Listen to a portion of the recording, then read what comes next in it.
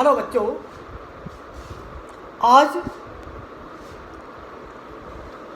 मैं मिस्टर नरेंद्र सिंह ये rotational motion lecture number 3 को स्टार्ट करने जा रहे हैं। इसके अंदर हम टॉर्क और एंगुलर मोमेंटम की स्टडी करेंगे। तो पहले समझिए कि torque and angular momentum. Angular momentum को हम एल से रिप्रेजेंट करते हैं। एल से रिप्रेजेंट करते हैं, इसको बोलते हैं L equal to R cross P. L vector equal to R cross P. एक टर्म है टाउ, इसको बोलते हैं R cross F. R cross P is called moment of momentum. Moment of momentum. और टॉर्क को आर क्रॉस एफ मतलब torque, इसको अपन क्या कहेंगे? इसको कहेंगे मोमेंट ऑफ फोर्स। मतलब क्या होता है कि कोई भी क्वांटिटी है, उसके साथ में रेडियस वेक्टर का मल्टीप्लाई करते हैं या क्रॉस प्रोडक्ट करते हैं उसके साथ में, उस वेक्टर के साथ में, तो उसका मोमेंट टर्म यूज किया जाता है। अगर अब हम इसके बाद में एक तीसरा फॉर्मूला है tau equal to D L by D T. Tau equal to D L by D T. Okay, इसको कहते हैं relation between angular momentum and torque का है। अब आप देखिए, मैं ये आपको पता हो जाए कि एंगुलर मोमेंटम क्या है।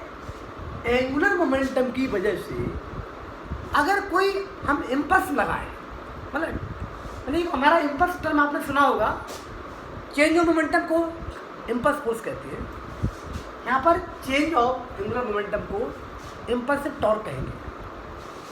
मीन्स अगर एंगुलर मोमेंटम वो मोमेंटम है जिसके द्वारा बॉडी अपनी ऑन एक्सिस पर या एज्यूम्ड एक्सिस के अबाउट रोटेट करती है, ऐसा जो मोमेंटम है उसको एंगुलर मोमेंटम कहेंगे।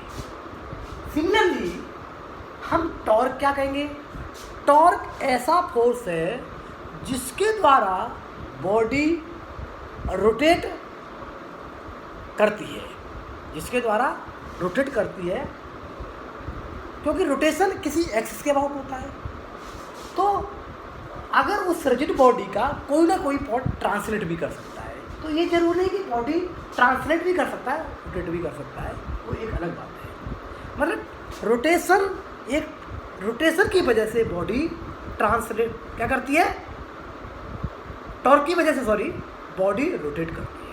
ओके, अब हम बात करते हैं इसका भी एक एग्जाम्पल हम डिस्क्राइब करते हैं। एग्जाम्पल हमारा ये है, एग्जाम्पल मेरा ये है कि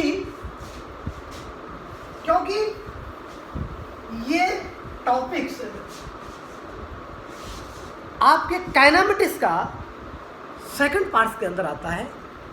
इसके अंदर मुझे बेसिक नॉलेज मतलब काइनेमेटिक्स, एल्जेब्रा, पार्टिकल डायनामिक्स के बारे में इन्फॉर्मेशन आना चाहिए।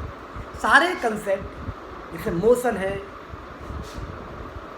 एंगुलर वेलोसिटी है ना, ऑल टर्म जो काइनेमेटिक्स में अपन जो टर्म पढ़े हैं वो सारे टर्म आपको नॉलेज होना चाहिए, तभी इस प्रॉब्लम को आसानी से समझ सकते हैं। जनरली कुछ बच्चों के दिमाग में ये कहा जाता है, क्योंकि ये हमारा रोटेशनल मोशन थोड़ा टिपिकल मानते हैं, लेकिन रोटेशनल मोशन बेसिकली इतना टिपिकल नहीं है। अगर आपकी पहले पार्ट मतलब काइनेमेटिक्स से लेकर सेंटर मास कोलिजन तक अगर मैकेनिक्स आपको आती है तो इसमें प्रॉब्लम नहीं होना चाहिए। इसका इमेजिनेशन थोड़ा सा टिपिकल तो है, ये मानता हूँ, टिपिकल तो बच्चे को फील करते हैं। अब हम बात बात करते हैं यहाँ पर जो टर्म पहला जो टर्म है, हम एंगुलर मोमेंटम को डिस्क्राइब करते हैं एक एग्जाम्पल। जैसे क्वेश्चन नंबर 1, क्वेश्चन नंबर 1, इसको देखिए। इसमें हम क्या डिस्कस करेंगे, एंगुलर मोमेंटम क्या होता है, जिसके द्वारा बॉडी रोटेट करती है।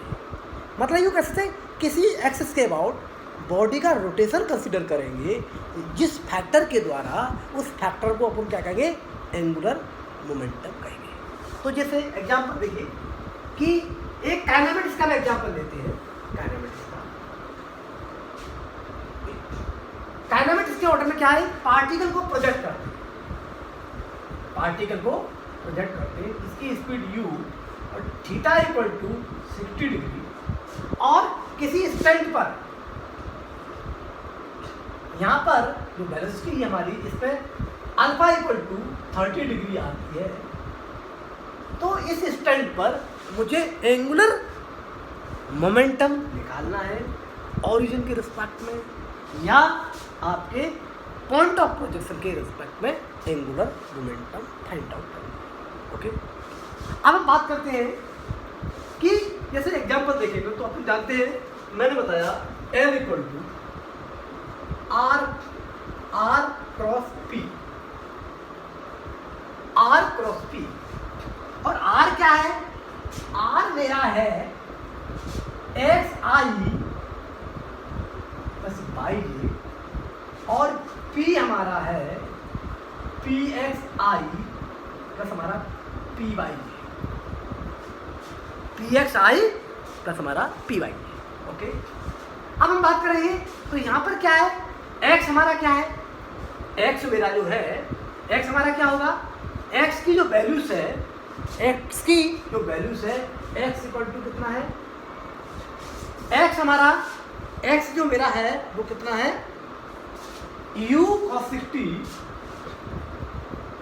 u cos 60 मतलब u by 2, u cos 60 into time है ना, इंटू टी, और y इक्वल टू है u into √3 by 2 t minus half dt। Okay, अब हम बात करते हैं, हम जो t को कैलकुलेट करते हैं, अगर हम t को कैलकुलेट करेंगे तो t हमारा कैसे कैलकुलेट करेंगे, t को हम यहाँ कैलकुलेट कर लेते हैं, यहाँ t को हम यहाँ कैलकुलेट करते हैं, क्योंकि हमारे पास में कितना है, tan 30 equal to u sin 60 minus gt upon u cos 60 on calculating factor पे अपन t इक्वल टू क्या निकलेगा, u अपॉन √3 g। इसको कैलकुलेट करके ई की वैल्यू √3 करेंगे, तो यहाँ पर जो x है हमारा, यहाँ पर जो मेरा x आ रहा है, x हमारा क्या होगा, x मेरा होगा t, मतलब यहाँ निकालेंगे u स्क्वायर 2√3 x की value u square upon 2√3 g। Similarly हम y को कैलकुलेट करेंगे, तो y को कैलकुलेट करें तो u स्क्वायर बाई 3g, तो इसका ये क्या हो जाएगा, ये हमारा y equal to u square upon 3, ये हमारा x है और y है। ओके, अब नाउ बी गेट, यहाँ पर हम देखेंगे L equal to R cross, इसके साथ में क्रॉस करेंगे तो क्या निकलेगा, XP बाय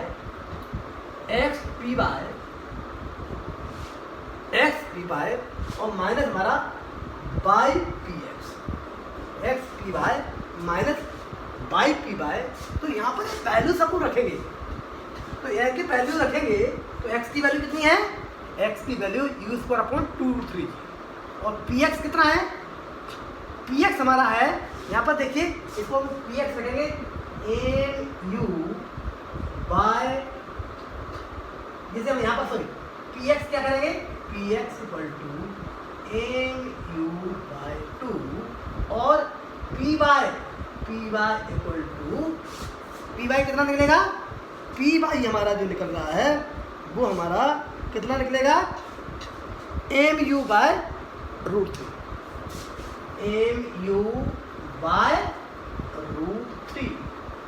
ओके, ये हमारा ये लिखा है। अब इसके अंदर वैल्यूज रखेंगे, एक्स की और पी वाई की वैल्यू रखेंगे, तो क्या निकलेगा, एक्स पी वाई, ये एक्स है और ये पी वाई है, तो क्या निकलेंगे, M U Q M U three upon क्या निकलेगा, ये 6G हो जाएगा, 6G हो जाएगा। और बाई की वैल्यू क्या है, बाई की वैल्यू हमारी you square by 3G upon ये निकलेगा, है ना। तो क्या निकलेगा, बाई स्क्वायर इक्वल टू कितना निकला था, बाई स्क्वायर की जो वैल्यूज आई थी वो हमारी आई थी you square upon 3G I, you square upon 3G आई। तो एक्स हमारा क्या था, एक्स हमारा ये था और पी वाई हमारा कौन सा है, पी वाई हमारा ये है। तो पी वाई हमारा ये तो रूट थ्री आ गया था, रूट थ्री आ गया था इसके साथ, एक्स के साथ में एक्स का और पी वाई का मल्टीप्लाई करेंगे तो 6 दिया गया। अब बाई कितना है, बाई हमारा यू स्क्वायर बाई 3G और पी वाई पी एक्स कितना है, एम, तो ये भी हमारा कितना निकलेगा, M U Q upon 6G। ये हमारा किसके अलोंग है, ये हमारा के अलोंग है, ये हमारा किसके के अलोंग है, तो इसकी वैल्यू कितनी आई, 0। इसका एंगुलर मोमेंटम क्या है, आपका ओरिजिन के अबाउट है, वो हमारा कितना 0 आया है। अब 0 आया है नहीं, ये हमारा आपका पहला प्रॉब्लम। तो एंगुलर मोमेंटम का ये पहला लेक्चर हमने पहला क्वेश्चन को सॉल्व किया। अब देखिए हम बात करते हैं क्वेश्चन नंबर 2। अब हम क्या बात करते हैं, क्वेश्चन नंबर, अब हम बात करते हैं क्वेश्चन नंबर 2। तो क्वेश्चन नंबर 2 में आप देखिए क्या है, क्वेश्चन नंबर 2 के अंदर अपन देखेंगे कि हमारा एक ऐसा है, एक रॉड है, 3 रॉड के द्वारा ये मास है, ये मास और यहाँ पर अपन देखेंगे ये एक्स है और ये इसके अबाउट क्या ओमेगा से, ये हमारा एक्स है और ये वाई है और यहाँ पर एक फोर्स दिया है और इसकी बीच की इसकी जो है इसकी वैल्यू एल। तो क्वेश्चन समझिए, क्वेश्चन नंबर 2 क्या करेंगे, क्वेश्चन नंबर 2, क्वेश्चन नंबर 2 के अंदर क्या दिया है, क्वेश्चन नंबर 2 में दिया है कि कोई भी 3 आइडेंटिकल मास है, 3 आइडेंटिकल मास है, इनके सबके मास m है, ईच ऑफ मास m, और जो रॉड के द्वारा जो मास बन रिजिड है इनके बीच के इक्विलेटरल ट्रायंगल बन रहा है, इसकी वैल्यू इसकी बीच की इसकी मतलब रॉड की जो लेंथ l है तो ये इक्विलेटर फॉर्म हो रहा है। अगर हम F फोर्स लगा रहे हैं, F अपन फोर्स लगा रहे हैं तो मुझे क्या कैलकुलेट करना है, मुझे एक तो F को कैलकुलेट करना है और दूसरा हिंज पर जो हिंज है ना, ये हिंज पर अपन देखेंगे, हिंज पर x के और y के कंपोनेंट मतलब fx और fy के कंपोनेंट निकालना है, fx के और fy के कंपोनेंट। तो सीधा क्वेश्चन सुन लीजिए, मैंने क्या कहा कि 3 पार्टिकल हैं, उनका मास हमारा m है और जो एक रॉड के द्वारा ये मास बंधे हुए, रॉड हमारी रिजिड है और मासलेस है, और अपने क्या किया, ये इक्विलेटरल ट्रायंगल फॉर्म बना रहे हैं। तो हमारा ये A और B, इसको कहेंगे ABC मास है। अगर P पर एक फोर्स F लगा रहे हैं तो हमको क्या निकालना है, पहले केस में ये निकालना है कि इसका फोर्स बताइए, इसका फोर्स आप बताइए, पहली बात तो ये। दूसरा पार्ट क्या करना है कि यहाँ पर जो हिंज पॉइंट है, ये हमारा पूरा हिंज है, यहाँ पर हमारा हिंज है, तो हिंज पर आपके x का component of the x and y किसी टी स्टैंड पे निकालना है। टी स्टैंड के बाद टी स्टैंड पे ये लग रहा था, फोर्स लग रहा था। ओके, अब हम बात करते हैं पहला पार्ट। देखिए पहला पार्ट को देखिए कि ये मासलेस है और इक्विलेटरल ट्रायंगल है, तो इक्विलेटरल का सेंटर मास मिलेगी यहाँ पर रहता है।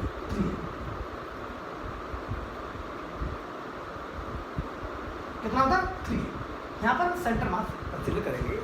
और आपको मालूम होगा ये हिंज पॉइंट से, हिंज एक पॉइंट है जिसके अबाउट ये सिस्टम सेंटर मास है, ये हमारा ओमेगा से रोटेट कर रहा है, ओमेगा से रोटेट कर रहा है। तो ओमेगा से रोटेट कर रहा है तो हमारा एफ क्या है, एफ जो फोर्स है वो किसके इक्वल है, किसके इक्वल है, क्योंकि एफ जो फोर्स है ये सेंट्री, क्योंकि इसकी वजह से ये हमारा बॉडी क्या कर रही है, वो कर रहा है, क्या कर रहा है, आपका रोटेट कर रहा है। तो एफ इक्वल टू कितना निकलेगा बताइए, एफ हमारा क्या निकलेगा, एफ इक्वल टू सेंट्री, एफ किसके इक्वल होना चाहिए, एफ हमारा किसके इक्वल होना चाहिए बताइए, सोचिए 2 मिनट। तो आपको एफ जो है, क्योंकि सेंटर मास के अबाउट ये रोटेट कर रहा है, तो अपन क्या कहेंगे कि F equal to centripetal force के, क्योंकि ये बॉडी ऐसे कर रहा है, तो सेंट्री मतलब हमारा ये फोर्स 3m है, 3m m omega square R, 3m m omega square R, ये हमारा कौन सा फोर्स है बताइए, ये कौन सा फोर्स है। तो अपन लिखेंगे F equal to 3m omega square into L by root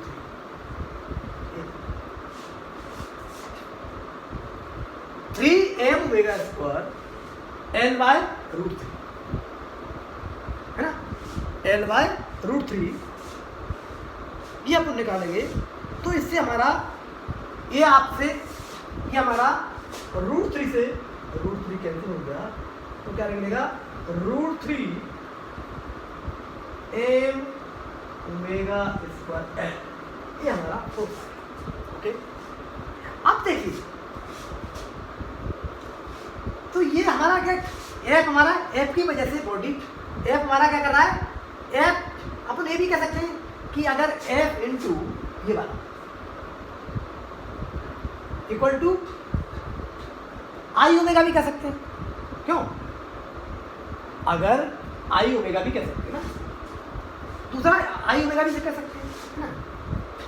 तो अगर यहाँ पर अपन देखिए दूसरा तरीका मैं ऐसे देख सकते हैं, दूसरा तरीका क्या कह सकते हैं, F into L by 2, F into L by 2 equal to I omega, I omega. तो आई हमारा कितना है, आई है, आई कितना है 3m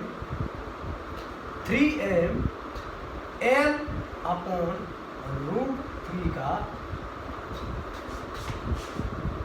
थ्री का होल स्क्वायर है ना, और 3m इंटू ओमेगा